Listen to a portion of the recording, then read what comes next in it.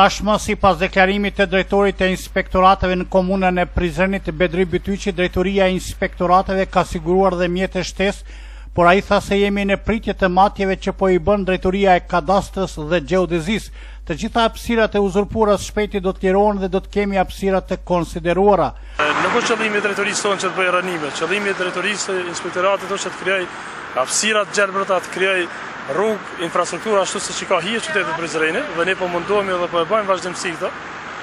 Jo se që dini pas përfundimit të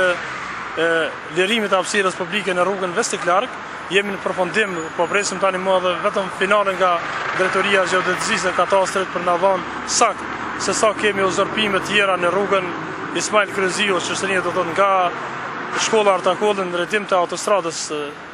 poshtë, dhe ne ajo bësh po tani po e merr, po më do të shohim sakt se cili është niveli, cili do ndërhyre, cila është kosta e asaj, dhe ne besoj që qytetarët e Prizrenit do ta shohin shumë shpejt edhe reagimin tonë atë pjesë të rrugës që na ka mbetur.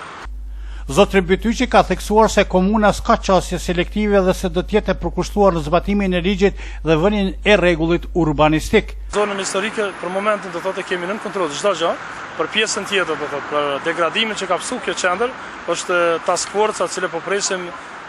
ministrinë e cila do të vazhdojnë së bashku me komunën e Prizrenit, patyshim që komuna e Prizrenit ka kërkuar që të merr pjesën e përgjegjësisë saj, dhe ne tani unë nuk jam pjesë e task force sepse pjesa jonë është pjesa 2, pari task force do të identifikon objekte të cilat ka nevojë për ndërhyj dhe pastaj drejtoria e inspektoratit së bashku me inspektoratin e ministrisë do të kryejnë pjesën ekzekutive, pjesën tjetër pastaj.